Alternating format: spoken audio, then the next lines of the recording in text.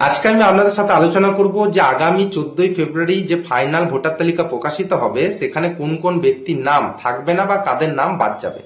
যদিও এর আগে আমি 3টে আলাদা আলাদা পার্টে ভিডিও বানিয়েছি, যেখানে আমি সাধারণভাবে জানিয়েছি যে কাদের নাম সরাসরিভাবে ফাইনাল ভোটার তালিকায় চলে যাবে বা কাদের নাম ফাইনাল ভোটার তালিকায় থাকবে। আজকে সম্পূর্ণ উল্টো একটি ভিডিও আপনাদের সাথে আমি আলোচনা করব, যেখানে আমি বলবো যে কাদের নাম ফাইনাল ভোটার তালিকায় থাকবে না। তো চলুন জেনে নেওয়া যাক। সবার প্রথমে বলি যে যাদের নামে নোটিশ জেনারেট হয়েছিল, সেটা লজিক্যাল ডিসক্রিপেন্সির জন্যই হোক বা নো ম্যাপিং এর জন্যই হোক, তারা হয়তো শুনানিতে উপস্থিত হতে পারেননি, বা এক্ষেত্রে তাদের বাড়ির কোনো সদস্য বা সদস্যা বা কোনো বিএলএ 2 কে দিয়েও তারা তাদের ডকুমেন্টস হিয়ারিং এ পাঠাননি। তো তাদের নাম সম্পূর্ণভাবে ফাইনাল ভোটার তালিকা থেকে বাদ চলে যাবে।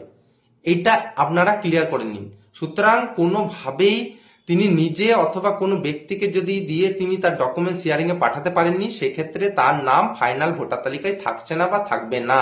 দ্বিতীয়ত বলে রাখি, যাদের নো ম্যাপিং এর জন্য নোটিশ ইস্যু হয়েছিল এবং তারা তাদের জন্ম তারিখ অনুযায়ী নির্বাচন কমিশন প্রদত্ত কোনো ডকুমেন্ট সাবমিট করতে পারেননি, তাদের নাম কিন্তু এক্ষেত্রে ফাইনাল ভোটার তালিকায় থাকবে না।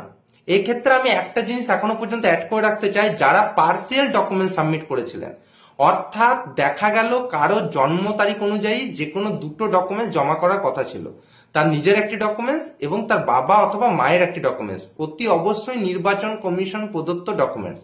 সেক্ষেত্রে দেখা গেল ওই ব্যক্তি তার নিজের ডকুমেন্টসটি জমা করতে পারলেও তার বাবা অথবা মায়ের যে কোনো একটি করে কিন্তু ডকুমেন্টস জমা করতে পারেননি। সেক্ষেত্রে কিন্তু এখনো পর্যন্ত নির্বাচন কমিশন পুরোপুরিভাবে গাইডলাইন জানাননি যে তাদের ক্ষেত্রে কি হবে, তাদের ক্ষেত্রে নতুন আপডেট হলে বোঝা যাবে।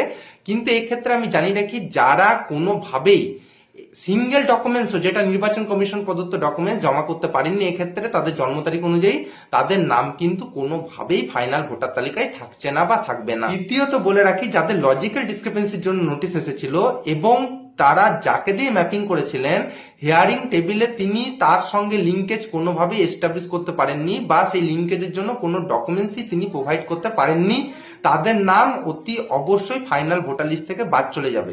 এক্ষেত্রে বলে রাখা ভালো যে তাদের নাম কোনোভাবেই ফাইনাল ভোটার লিস্টে থাকবে না। লাস্ট আরেকটা পয়েন্ট আমি এই ক্ষেত্রে যোগ করে রাখি, যে যাদের ক্ষেত্রে লজিক্যাল ডিসক্রিপেন্সির জন্য নোটিশ এসেছিল এবং দেখা যাচ্ছে হয়তো তাদের নামের যে মিসম্যাচ সেটা অনেকটাই বেশি মিসম্যাচ ছিল। কিরকম? তাদের কিন্তু কোনো স্পেলিং এর মিসম্যাচ ছিল না বা কোনো পদবীর চেঞ্জ ছিল না, তাদের ক্ষেত্রে সম্পূর্ণ নামটি আলাদা ছিল। আমি আবারও বলছি, এই ক্ষেত্রে নামটাই ডিফারেন্ট হয়ে গেছে। রাহুল হয়ে গেছে অভিষেক, অভিষেক হয়ে গেছে সমীর, সমীর হয়ে গেছে অসীম, এইরকম নামের ডিফারেন্স হয়ে গেছে। এইরকম যাদের নাম পুরোপুরি চেঞ্জ হয়ে গেছে এবং আপনারা হিয়ারিং এ সেরকম ভাবে কোনো প্রয়োজনীয় সাপোর্টিং ডকুমেন্টস এই ক্ষেত্রে জমা করতে পারেননি, তো আপনাদের জন্য জানিয়ে রাখি আপনাদের নাম কোনোভাবেই ফাইনাল ভোটার লিস্টে থাকবে না। তাহলে আশা করি আজকের ভিডিওতে আমি যতটা আলোচনা করলাম আপনাদের ক্লিয়ার। এর পরেও অনেকের নাম ফাইনাল ভোটার লিস্ট থেকে হয়তো বাদ যেতে পারে। আমি আপনাদের এক্ষেত্রে জানিয়ে রাখি, আমি যখনই নির্বাচন কমিশনের কোনো নতুন আপডেট পাবো তখনই আপনাদের সাথে এরকম ছোট্ট করে একটা ভিডিও বানিয়ে আপনাদের সাথে সেই তথ্য শেয়ার করে রাখবো। ধন্যবাদ।